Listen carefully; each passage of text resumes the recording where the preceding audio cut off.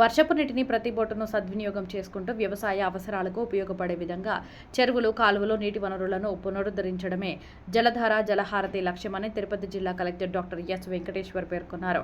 రాష్ట్ర ప్రభుత్వం ప్రతిష్టాత్మకంగా అమలు చేస్తున్న జలధార జలహారతి కార్యక్రమం కింద చేపడుతున్న పనులను మంగళవారం జిల్లా collector doctor S Venkateshwar Sullurpeta MLA doctor Nilavela విజయశ్రీతో కలిసి పెళ్లకూరు మండలంలోని పాలచూరు క్యాస్కేడింగ్ సిస్టంలో క్షేత్రస్థాయిలో పరిశీలించారు. ఈ సందర్భంగా జిల్లా కలెక్టర్ మాట్లాడుతూ పాలచూరు సిస్టంలో స్వర్ణముఖి నది పరివాహక ప్రాంతానికి అనుసంధానంగా సుమారు 23 కిలోమీటర్ల మేర విస్తరించిన 12 చెరువులు ఉన్నాయని, ఈ చెరువుల ద్వారా సుమారు 6,000 ఎకరాల ఆయకట్టు సాగునీటి సౌకర్యానికి పొందుతుందన్నారు. జలధార జలహారతి కార్యక్రమం ద్వారా ఇరిగేషన్ శాఖ చేపడుతున్న పనులకు NREGS పనులను అనుసంధానం చేస్తూ సమన్వయంతో పనులు చేపడుతున్నట్లు తెలిపారు. ప్రతి వర్షపు నీటి బొట్టును సద్వినియోగం చేసుకుంటూ వ్యవసాయ అవసరాలకు ఉపయోగపడే విధంగా చెరువులు, కాలువలు, నీటి వనరులను పునరుద్ధరించడం ఈ కార్యక్రమం ప్రధాన లక్ష్యమని పేర్కొన్నారు.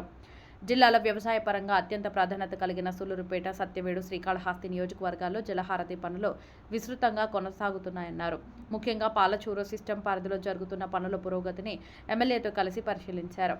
జిల్లా వ్యాప్తంగా ఇప్పటివరకు జలధార జలహారతి కార్యక్రమం కింద సుమారు 3,360 పనులు చేపట్టినట్లు కలెక్టర్ వెల్లడించారు.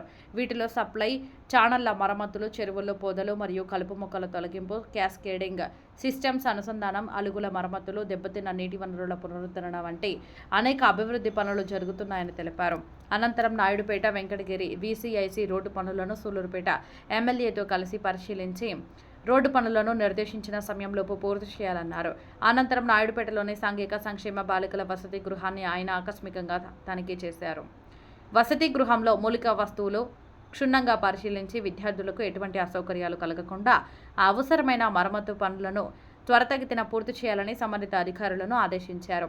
ఈ కార్యక్రమంలో DWAMA PD Maddileti, irrigation SE Radhakrishna, APIIC ZMM Bharat Kumar Reddy, Naidupeta R&BEDE Parameshwari Naidupeta తహసీల్దార్ Chandrasekhar, MPDO Rajendra, irrigation EE Babu తదితరులు పాల్గొన్నారు.